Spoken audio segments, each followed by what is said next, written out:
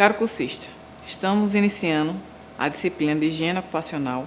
Sou a professora Juliana Lemoine e vamos analisar uma das competências, que é a parte de condições de higiene e organização do ambiente do trabalho e os possíveis riscos ocupacionais, onde vamos ter um convidado, o professor Wadi Dayer, onde ele vai explanar um pouco mais sobre essas competências.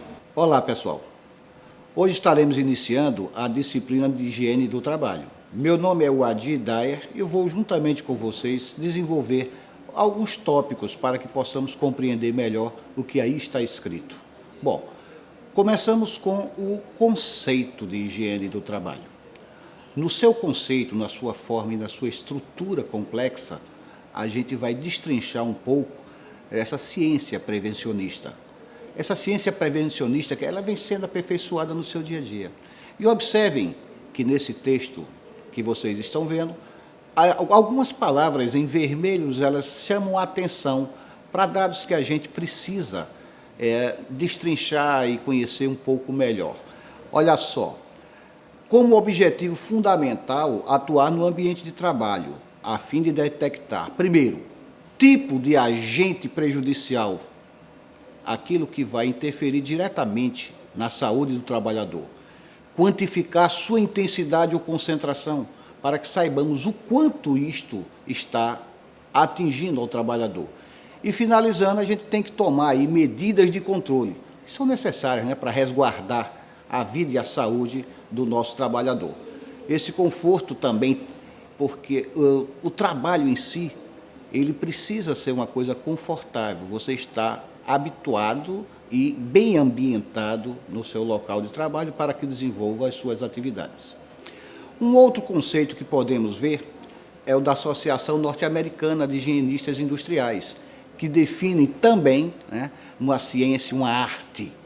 Tem por objetivo, novamente em vermelho, nós grifamos essas palavras: reconhecimento, avaliação e controle. Não muda. O que eles acrescentam nesse conceito é que esses fatores originados aí nessas tensões de local de trabalho não só atingem ao trabalhador, mas também a comunidade, a circunvizinhança daquele local de trabalho.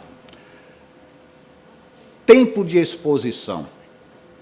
Para cada uma dose que o empregado, trabalhador, está exposto, uma das coisas mais importantes é o tempo. É diretamente proporcional. O maior tempo de exposição, maiores são as possibilidades de se produzir uma doença do trabalho. Portanto, o tempo é um fator determinante na sua exposição.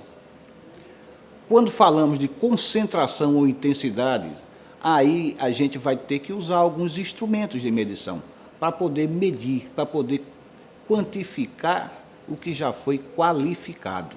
Então, prestemos atenção, quanto maior for a concentração ou a intensidade dos agentes agressivos presentes no ambiente de trabalho, tanto maior as possibilidades de danos dos trabalhadores que estão expostos a estes riscos, seja ela em atividades mais diversas que vocês possam encontrar. Como a gente dividir esse levantamento? Feito em duas partes, como nós falamos. Tem a parte qualitativa e tem a parte quantitativa. Quando a gente vai qualificar, a gente visa o maior número possível de informações e dados para a gente poder organizar tudo que vamos poder medir, para poder estabelecer controles sobre essas ações.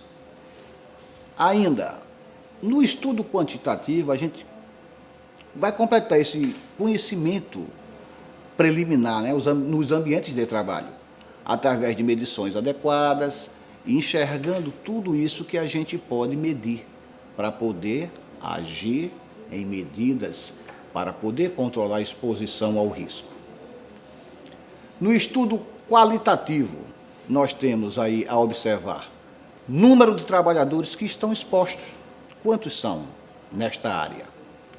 O horário de trabalho, jornada de trabalho diurnas, noturnas, em turnos de revezamento, tudo isso implica na sua exposição. As matérias-primas usadas, incluindo aí o nome comercial, nome científico das substâncias, para que a gente possa saber exatamente aquele grau de intensidade que esse produto pode agir no ser humano. Ainda, máquinas e processos. Como é que estão as suas máquinas? Que emissões fugitivas elas podem nos causar em danos à saúde por sua agressividade? Tanto os riscos físicos como os riscos químicos e, às vezes, os riscos biológicos também. Tipos de energia. Olha só, a transformação desses materiais utiliza calor, frio? Que tipo de reação química está ocorrendo? Quais são as emanações fugitivas desse processo? Ainda, os produtos semi-elaborados, aqueles que servem como base para um outro produto. Por exemplo, a fabricação de borracha sintética, que nós temos aqui, inclusive no estado de Pernambuco, a Lanex, lá no Cabo. Ela fabrica borracha sintética para depois enviá-la para uma fábrica de pneus, onde vai ter lá os seus produtos acabados. São os pneus. Isso também, todo o processo, ele gera algum tipo de risco, e é isso que a gente precisa identificar. Ainda, substâncias complementares usadas no processo, tomando o próprio pneu aí como exemplo. Além da borracha, ele acrescenta outros produtos químicos. Por exemplo, o pneu fica pretinho porque é o negro de fumo, que é incorporado ao pneu para dar um grau de dureza. Ainda temos resistência ou não de equipamentos de controles, tais como ventilação no local de trabalho. Ambientes quentes também produzem seus riscos. Tipo de iluminação e estado das luminárias. Não adianta ter bastante luminária se a metade não acende. Isso interfere diretamente na visão do empregado sobre o que ele está fazendo. É outro tipo de risco. Presença de poeiras, fumos e pontos de origem da dispersão, para sabermos que tipo de produto químico está ali. Se é um aerodispersor de sólido, se é um aerodispersor de líquido, se ele está acontecendo por uma fragmentação mecânica ou se ele está acontecendo por uma condensação, se você está adquirindo isso pela pele, ingestão ou respirando, que tipo de exposição você está tendo.